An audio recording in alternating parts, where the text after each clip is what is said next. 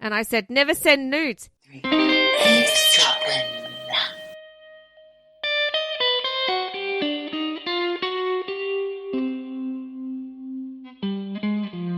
Oh, Michelle, there you are.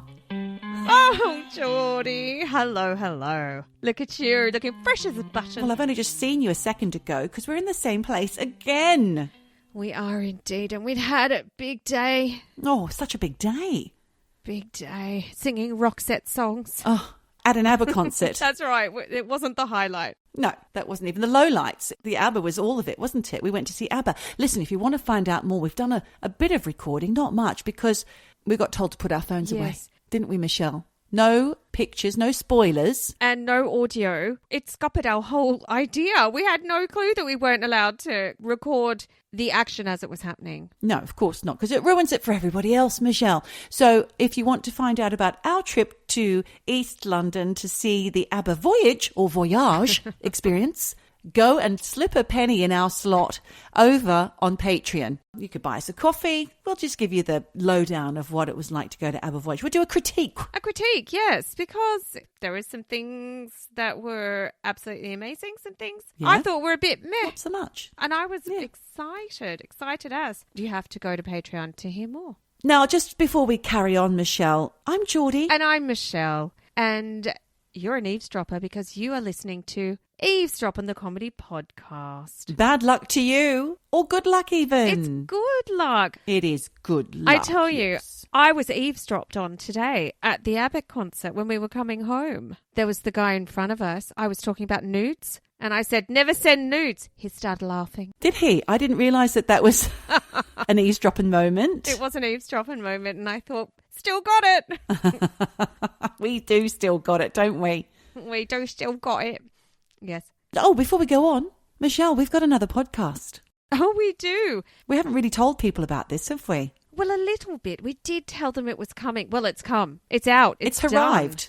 Done. Arrived. It's arrived. Hurrah, it's arrived. It's the two of us plus another friend. Sometimes. A behavioural specialist, if you'd like to call him. A mathematician, even. His name is Jay, and the three of us are going to be just breaking down each week of Married at First Sight UK. That's right. If you're a fan. If you're a fan. If you're not, but you're a fan of us, listen anyway. Now, look, Jay's flipping in and out, so he might be with us, he might not, but you're going to get some MAFS gold. Absolutely. The first episode is on Patreon, so if you have slotted that penny in the slot, as we said earlier, you'll have heard the first episode for Nout. And the rest can be found on Spotify. And it's called Show Dumpin'. Show Dumpin'. If you want to follow us on the Instagrams, I've got an Instagram account. And I'll just tell you what that's called. Hang on. It's called Show_Dumpin'. And in the same vein as Eavesdroppin', there is no G. No G. Get on it. You got to start dumping on our Show Dumpin'. No actual dumping. No, we're doing the dumping. Well, we're kind of fans, though. We are kind of fans of the show. We're dumping on it. We are dumping on it because, I mean, it is a train wreck. This year, it's a train wreck every year. Always. That's what we're there for. All about. Yeah, exactly. I mean, are we laughing at people's misfortune? I don't know, but why not? Why not? They're there. They're there for it. They put their hands up for it. They know why they're there. With the ulterior motives? Who knows? But they're there. They're on the telly. They're getting married to a stranger. And we're here for the ride. Exactly. Joyride. Going back to Roxette. Now listen, I've had someone write in. You people are loving the writing in. We love it when you do. After a few weeks ago, we had the episode about rhesus negative, the blood types, Michelle. Yes. I've had Karen, mother to Baxter the dog, write in. Okay. And she said, I am rhesus negative, she said. Oh my God. I said to her, that's why you're out of this world. Also, Neil wrote in about Shanti Devi. He really enjoyed that episode. He certainly did. He wrote in saying he thought it was fabulous and gave us some serendipitous situations that have happened in his life. Yes, the Shanti Devi episode where I also talked about, you know, my mum being in hospital, getting a few conversations and TV shows at the right time and, you know, it can change your perspective. Well, he chimed in with some serendipitous situations of his own over his life. Apparently, 2 times he's had very significant pieces of, I don't know, good luck, good fortune, serendipity. Yeah, like what would you call doors it? shutting and other doors opening. You know what? For a scientist, it's happening 2 times. It almost makes it like a scientific fact. I would say so. Evidence-based. Peer-reviewed. First one happened in 2002 when his wife and he were living in Sydney. She had a great job, but they had a place in Canberra and they were about to have a baby. So they were like, right, we've got to go back to Canberra. And they had nothing. No job. He had no job. Nothing. Wasn't he doing a PhD or something? Yeah, he was doing a scholarship. And, you know, they had a mortgage. They had a new little baby to feed. Money was tight. And then one day he had a panic attack. He thought, how am I going to get the hell out of this? Yeah. So he went into a colleague's office and freaked out. Then he talked through some stuff, but still no answers. And then he went back to his desk. But while he was out talking to his colleague, having a freak out, an email had dropped into his inbox asking him, would he consider taking a job at the organisation of his dreams? And this guy had actually recommended him for the job. Turns out the guy who had sent the job offer had also tried to pick him up at a conference a year beforehand. Oh, yes. So, you know, that's what happened. What do you mean by pick him up? Well, I guess he was gay. I don't know. No, I think he meant work. But pick me up at a... Neil, you need to get in touch and explain. I thought it was a little, like, sexy gay guy. We're a bit confused here. We are confused. Yeah. I read it as being he tried to get him on board, like on board him. Not on board him, if you know what I mean. Oh. Get on top of him. My mind went to the sexy stuff. But of course it did. Maybe it was a job offer of sorts. Serendipity. And the woman whose office he was freaking out in was a churchgoer. And she thought, my goodness, what amazing coincidence. She gave him a copy of the Bible and wrote a note in the front cover that basically said, far out, man, that was weird. Maybe God has something for you. He says, I should probably read that book one day. Shouldn't we all, Neil? And he has a second work serendipity story where he was offered another job on a bet, and it's a lot. Maybe I'll put it on the Patreon for anyone who wants to know, because, you know, these stories are fantastic. 2 in 1. We can't spunk it all at once. Saving that story up. Yes, and like I said, 2 times happening to a scientist, it's enough to make him read the Bible.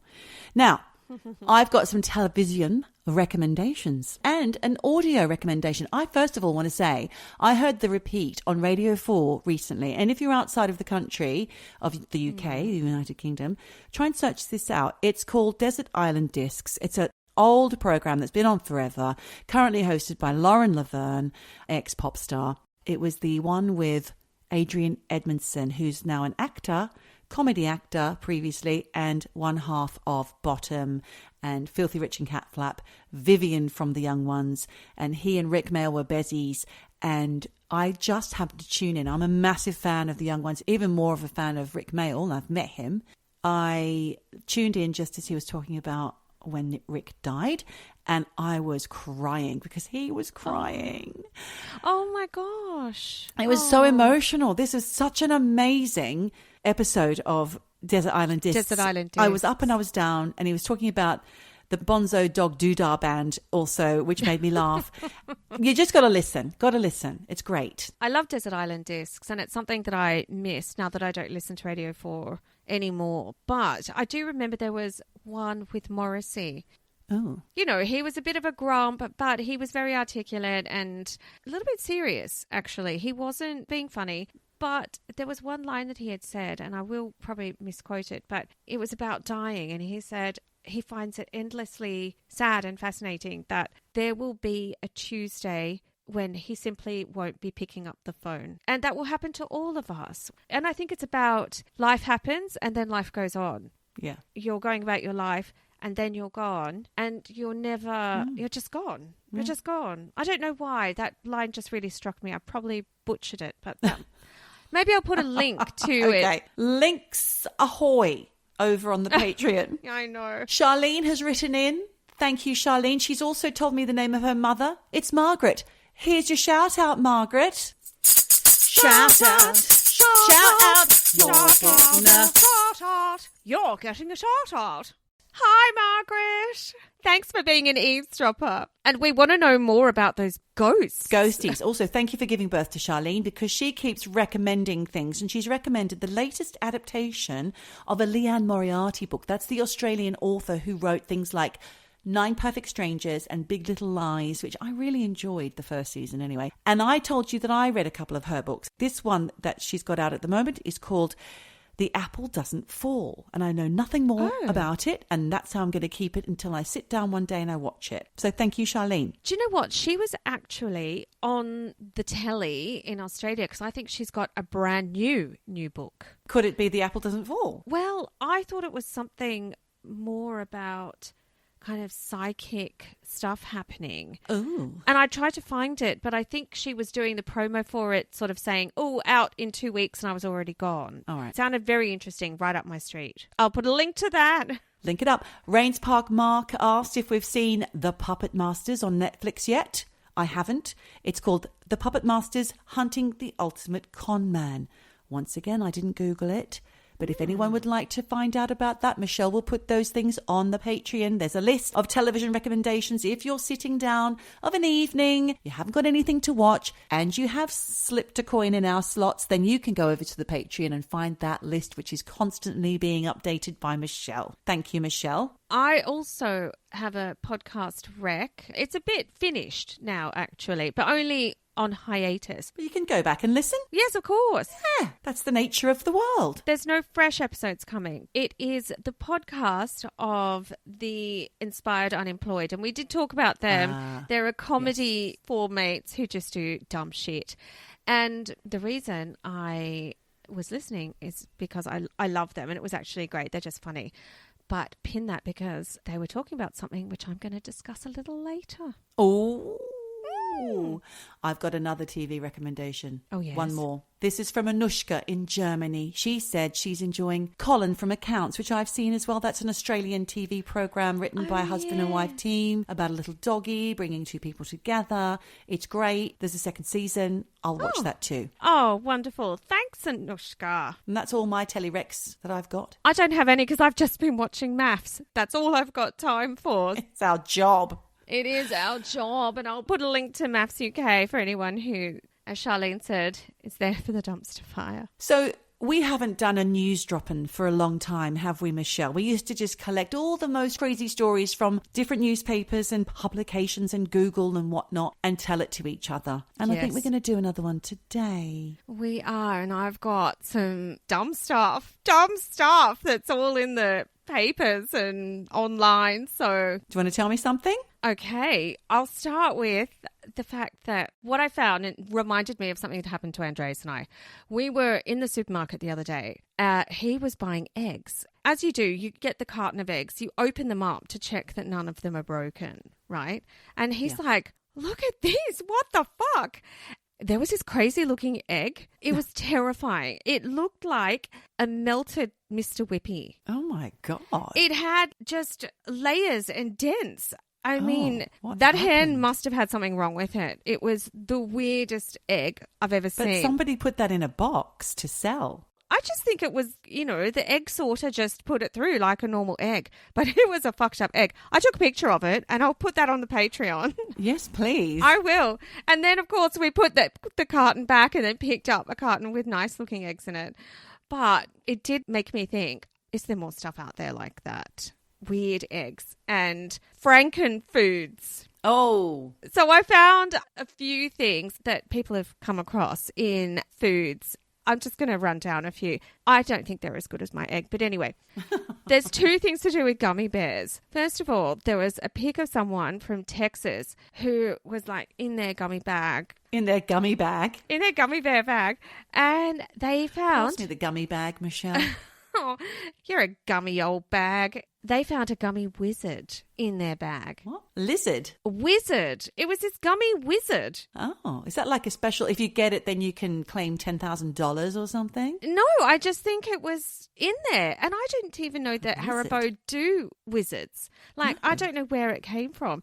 Unless it's some employee just fucking with the candy, or... I don't know, there was a wizard in a production line from some other company, I don't know, that jumped across and was in that bag, but it went viral. Viral. It's like weird, but not that strange. But there was also a guy who opened up his gummy bears and there was like a rainbow shape of gummies in green and yellow, all joined together like paper dolls. Like, it makes me think actually of like a rat. The rat, what do they call it? Rat King? When all the rats get their tails. We've talked about it before. All the rats get their tails all tied up in a knot and they can't undo themselves and they die. It was. Like a gummy bear version of that. Exactly. It was a gummy rat king, a rat nest. Oh! Yeah. Look, if I use my Mr. Whippy egg as a 10 on the scale of food weirdness, I would give this a 3. The egg. No, the egg's a 10. Oh, okay. I would say the gummies are a 3. But Okay. then there was this mutant carrot that looked like a giant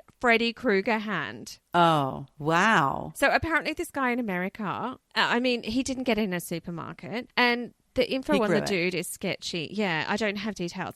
But he wrote on social media that he was digging in the garden for carrots to juice and he dug up this insane looking carrot that was all joined together. And it formed just a big carrot hand that had 4 fingers and a thumb and a fleshy kind of palm. Ooh, fleshy? It did. It looked really fleshy. I'll post the picture of it because the dude who found it, he posted a pic of himself. So he had a picture like this with his arms out, but he had one hand and then he like put the sleeve down and put the carrot in the carrot hand in the other one.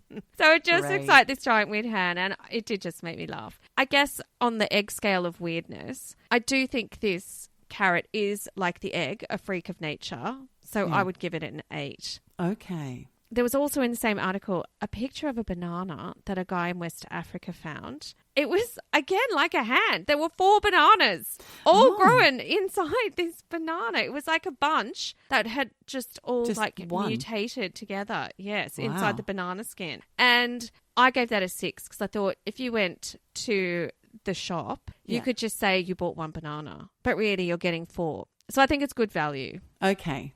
That's a good value mistake. It is. Anomaly, yeah. And then there was a guy in America who went to a restaurant and ordered oysters. He found a pearl in there, an actual pearl. Oh, wow. I know.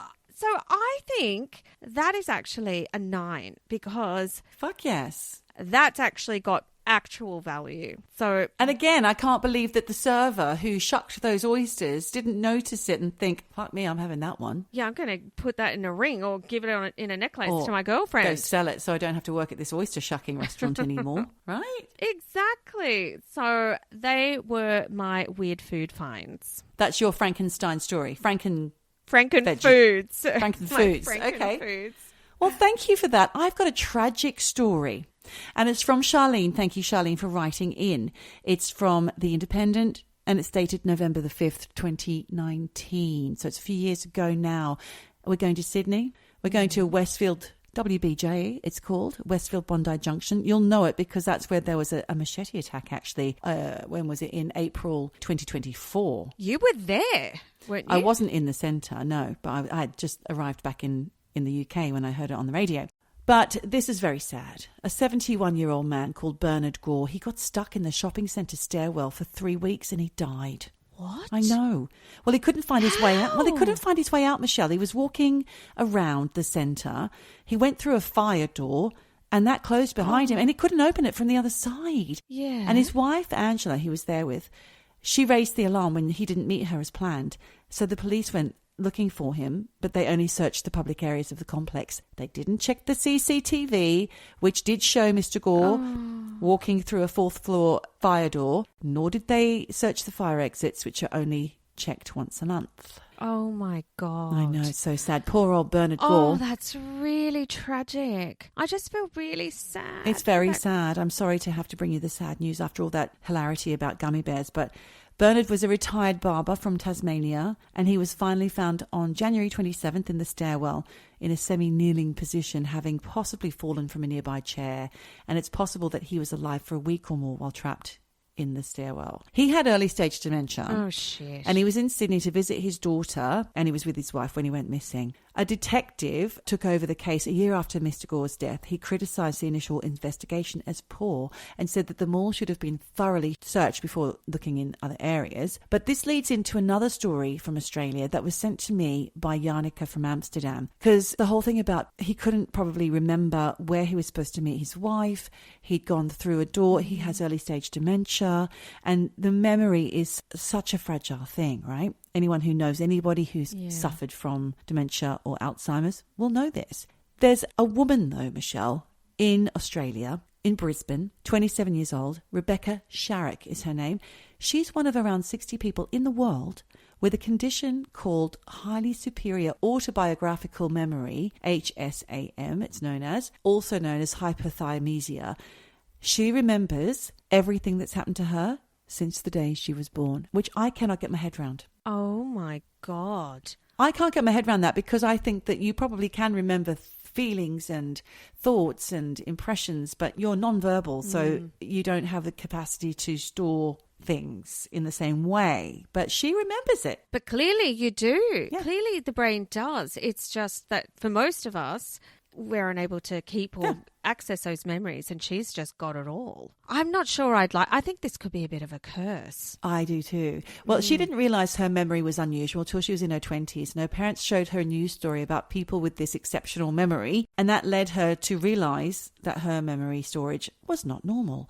Yeah. And after discovering that she had a rare gift, she participated in a groundbreaking study at the University of California, Irvine, for 2 years. And this study was conducted by a professor who aimed to understand how people with HSAM remember events and retain the information differently to other people. It also revealed that people with HSAM also exhibit behaviours which are similar to or consistent with obsessive compulsive disorder.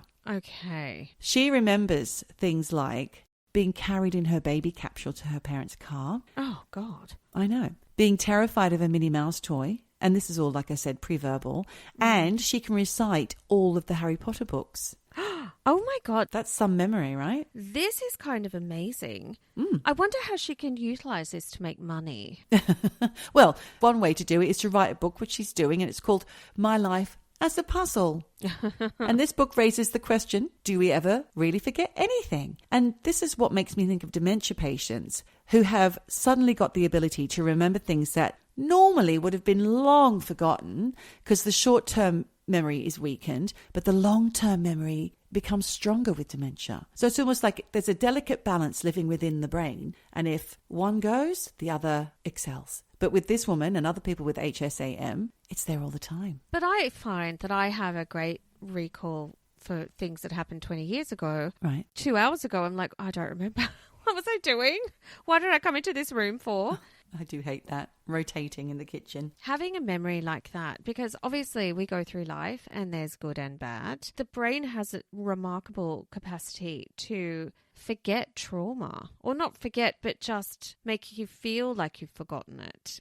I don't know that I would want to be able to remember in great detail and with clarity all the shit things. No, I know what you mean, yeah. You could easily dwell on all the minutiae of that stuff. And like I said, I think this could be a blessing and a curse. Yeah. Wow.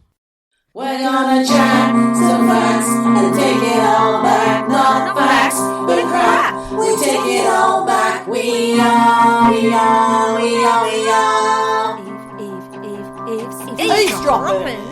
Eavesdroppin. So I was talking about food before, and I don't know if you have seen this news story. It's just blowing up right now. Cucumber salad? No? Cucumber salads. Is it sexual? Viral right now on social media. It's a fucking salad. Oh. It's an actual salad. Is it like celery juice when that went viral? Or cottage cheese, which is having a moment apparently right now? Well, maybe. I mean, cucumber salads are having a moment. Is it smashed?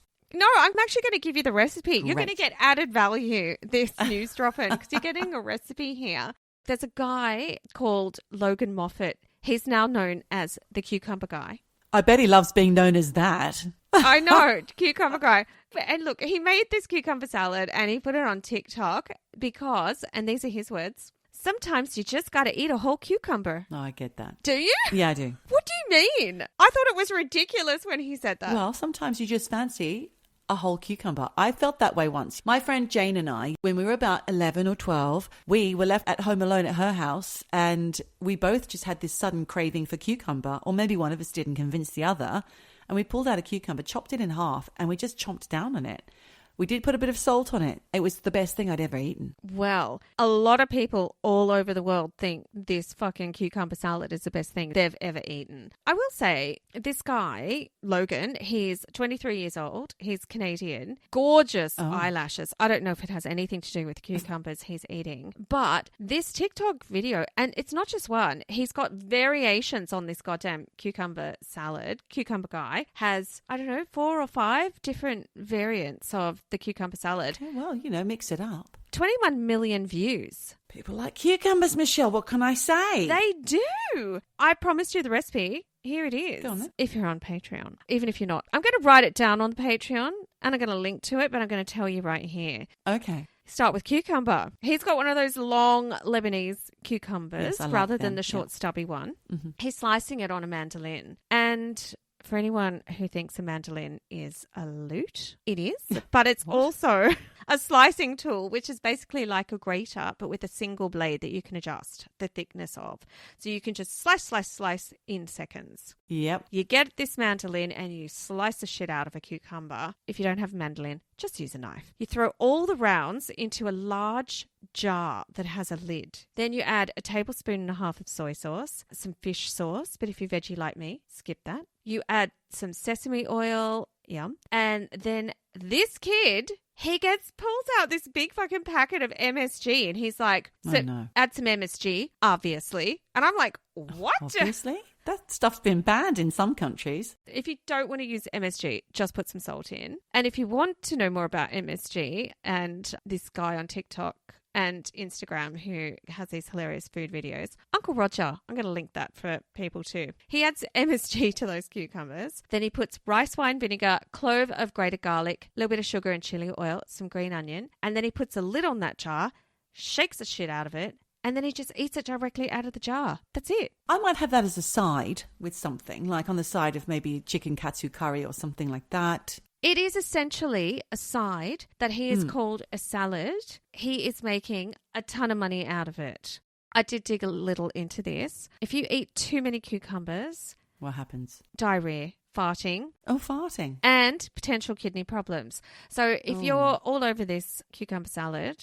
Enjoy it. Just don't go overboard. Go easy. Yes. On the cucumbers. Speaking of cucumbers, led me to the D. Of course it did, Michelle. Of course and when she it says did. D, she means a dick. A dick. Dicky Dido, right? A dicky dido, because there's always dicks in the news. And I found this story out there that if you think the size of the wand is what makes the magic, this could be... This could be for you because apparently... Not true? Well... Size doesn't count in what you do with it that counts? Obviously, it's not the size of the wand. It's the magic it makes. But there could be a new indicator of what might be lurking downstairs in the boxer briefs. What? They used to say men with big hands and feet meant... They have a big dick.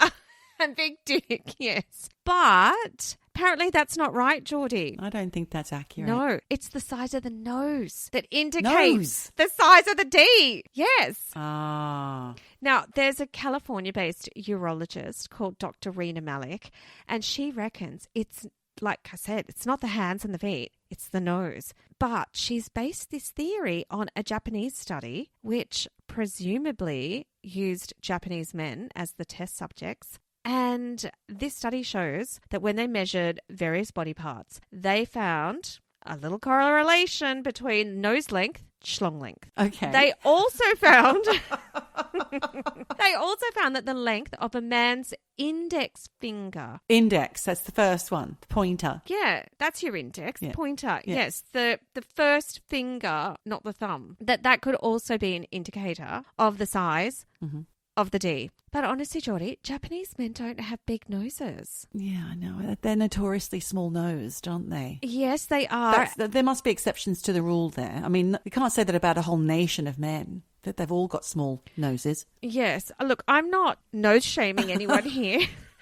But it's a theory. I would hate to taint. Old wives' Yes, tale? I would hate to taint all Japanese men with that brush. Yes, okay. Well, we'll just lay it out there, and if anyone has any experience, maybe they can write in. To the contrary, please do write in. You can imagine who we're going to get writing in, can't you? But, look, Dr. Rena also says over the past few decades, the size in general of the dick, it's getting longer. Getting longer. Overall. And in fact, research from Stanford University found that the average erect penis length increased by 25% between 1992 and 2001. Oh, my goodness. Going from 4.8 inches to 6 inches. I have a question here. So she's talking about new generations of men with penises, not the already existing penises. They haven't suddenly magically grown 25% longer. I don't know. That's a very good question. I think it is newborns, like new generation. Yeah. I would say. That's what I had assumed. Because that would be like payday for these guys, wouldn't it? Like, well, hey, look, between 1990 and 2022 or whatever it was, my willy grew. I thought that too. I thought these dudes are going to be going,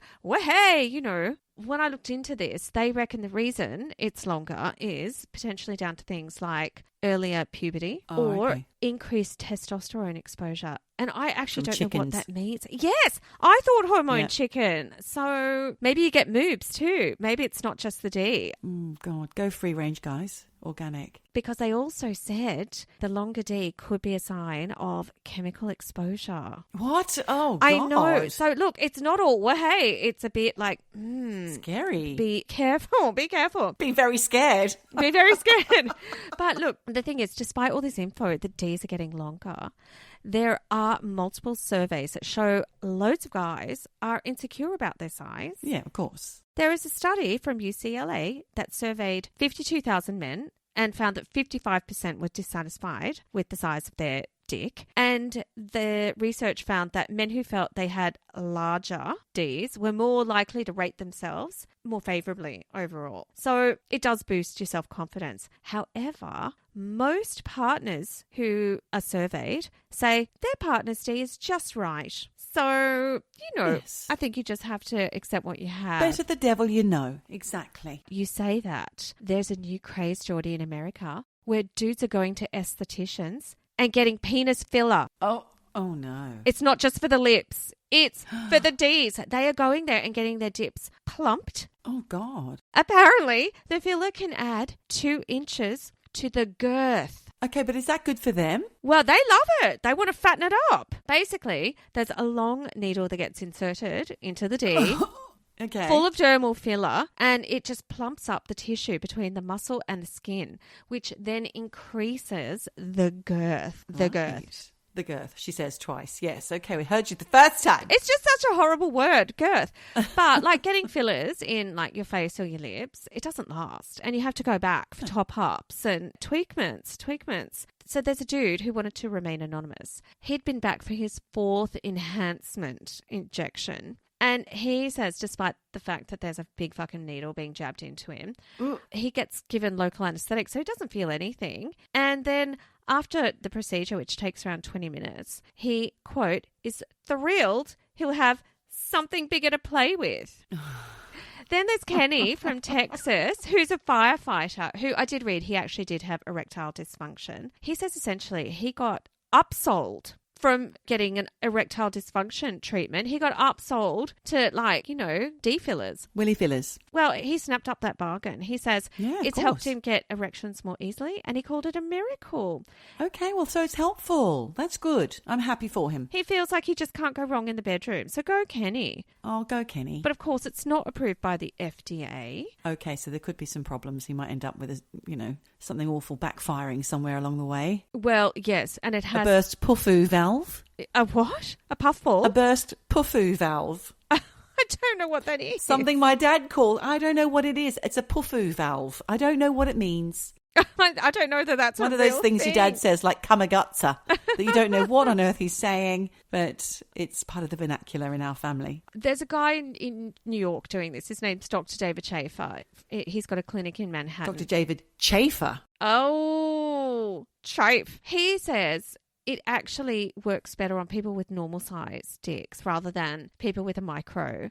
Because if you've got a micro, you don't have enough skin to work with. But be warned, right after you've had the filler, you have to be careful because Dr. Chafer says the filler acts a bit like fresh pizza dough. What? And this is a quote. Oh. It's malleable and a bit springy, Oh, God. and it tends to stick to itself before it settles into a firm shape. And it takes a few weeks. So please just don't get too excited too soon. Well, he says once you get it, you have to roll your filler in the D Into place. like a cigar. Then you have to use a gentle milking motion to make sure the filler settles evenly. And he warns, I know. And then he says if you go hard on the masturbation or have penetrative sex during the first kind of week after you've had the filler, the pressure can distort the new volume added to the girth, which could leave dimples where your fingers were, or push the filler towards the base, so you end up with a triangle.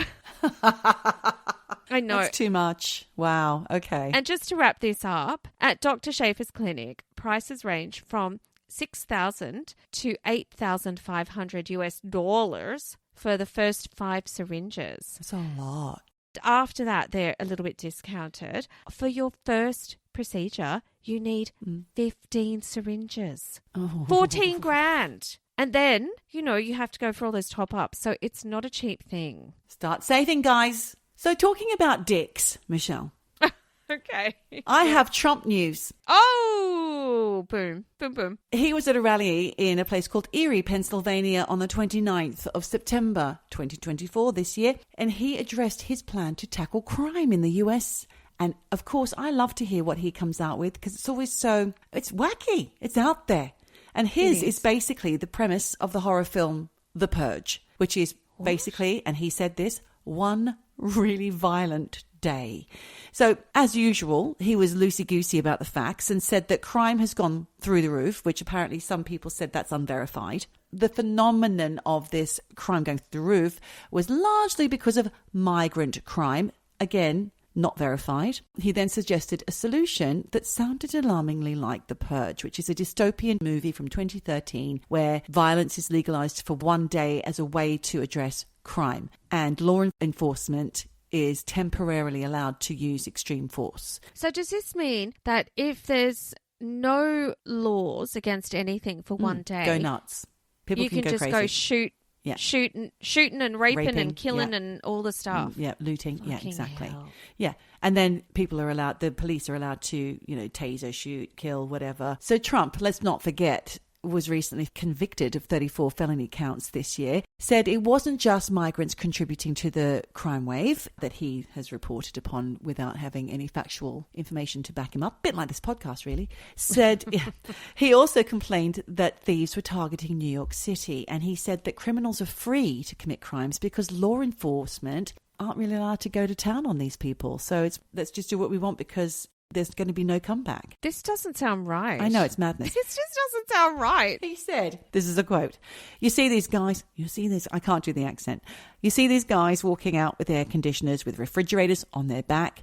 The craziest thing, and the police aren't allowed to do their job. They're told, if you do anything, you're going to lose your pension, you're going to lose your family, your house, your car. These are the things that he says. The police want to do it, he says. But is it because these migrants are part Just of the walking underground? in, getting a microwave or a fridge and walking out with them? I don't know. I have no idea.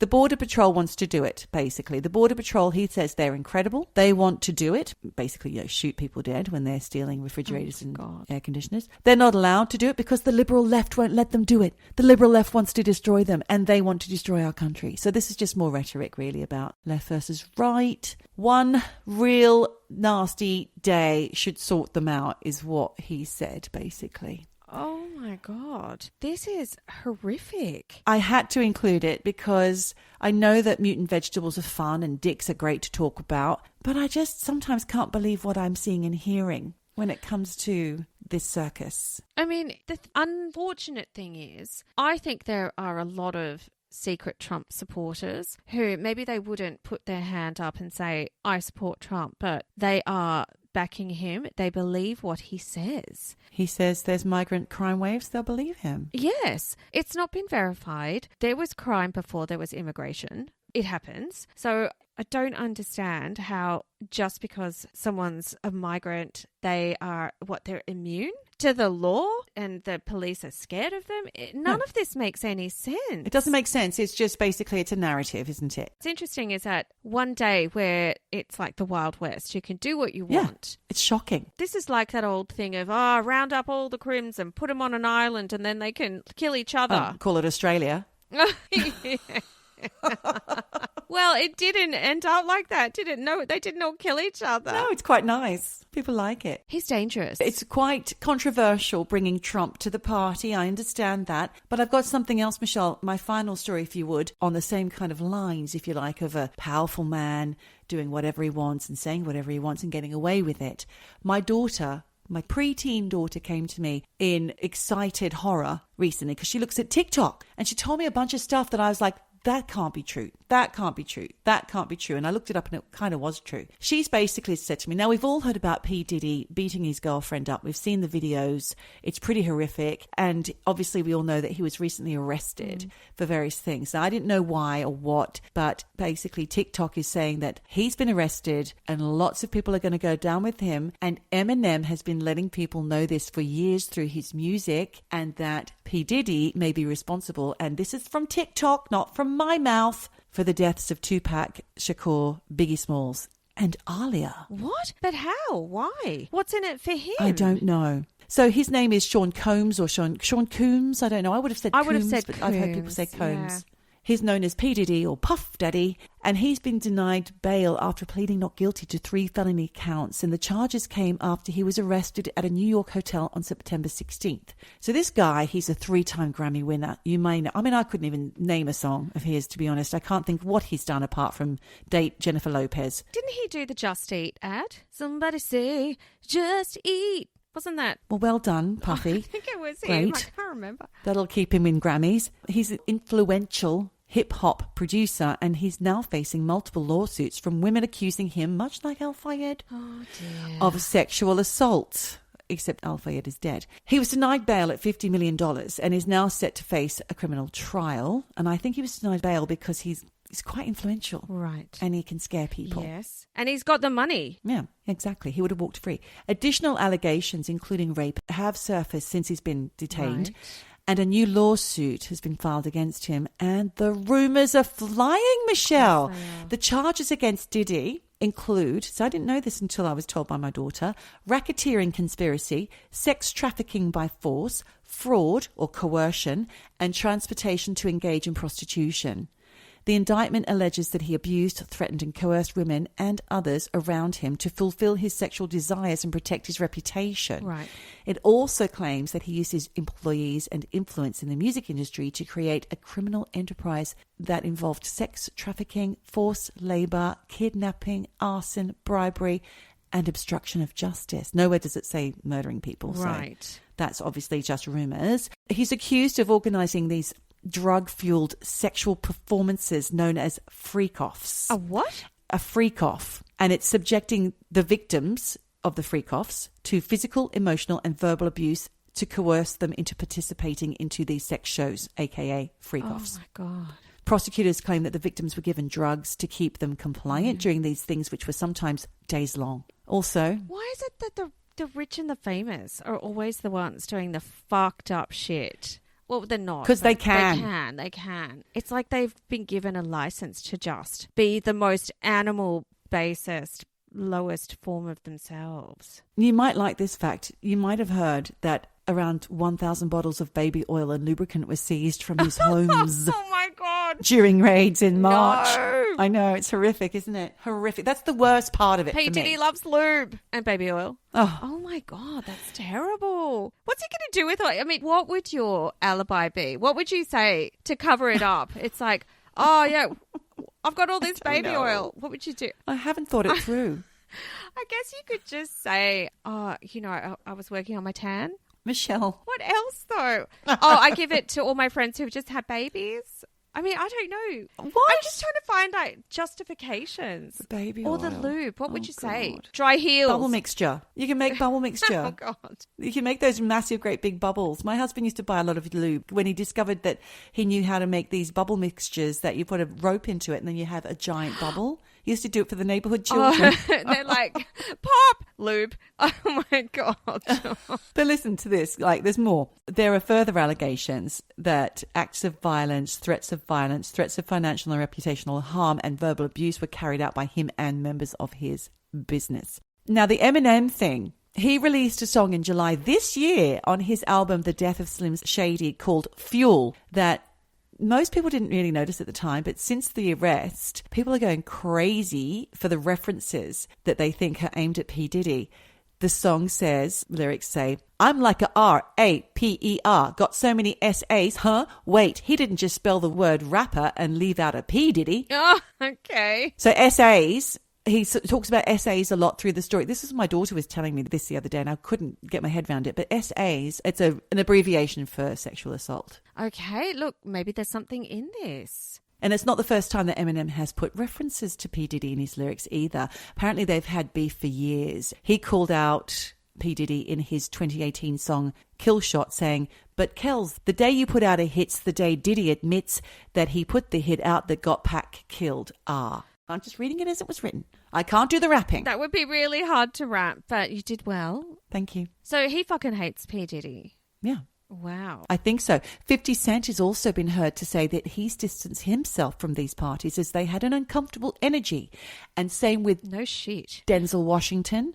I don't know what he said, but he was seen having an altercation at a party with him. He didn't like what he saw. And Khloe Kardashian described everyone being butt naked at a party, including a 15-year-old Justin Bieber. And Ashton Kutcher revealed he had a lot I can't tell when asked about attending one of these parties. Do you know what? It's like Sodom and Gomorrah, all of these parties. Just horrible. And children. Yeah. You know, Bieber's a kid at that point. It's not good. So my daughter, with her TikTok sources, has also said that when he goes down, there's going to be a bunch of other big names that go down with him. So it's going to be another Epstein's Island. Who That's knows? what those parties are going to be. Or maybe it'll be nothing. It'll just be him. Who knows? But something's afoot. And I felt it was important to mention. Wow. I wonder if it was one of those things that was like a barely kept, you know, Hollywood secret that, you know, these parties were happening, but no one talks about it because... Well, yeah, they all know about the parties. But I think what happens is you go to these parties, certain people go home at 3:00 in the morning or something. And then if you stay on, that's when the freak-offs happen. So only some people stayed for those ones. It just sounds fucking terrible. I know. How awful. Do you know, I have a friend who rented P. Diddy's villa. I think it was in Ibiza. Oh. Just after one of those white parties. All right. So her and her kids were splashing about in a pool that could have been full of baby oil the week before. That's all I'm saying. I'm not laughing at their misfortune, mind you. No, I guess she didn't open up any cupboards and find a travel pussy like what happened to my friend. What?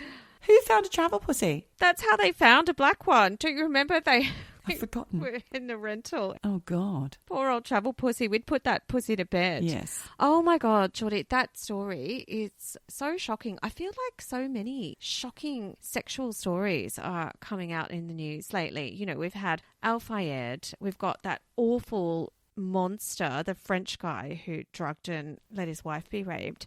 You've got P. Diddy coming out. It's just a lot. It's too much. Well, do you have a nice little funny thing for us to end on so we end on a high, on a laugh?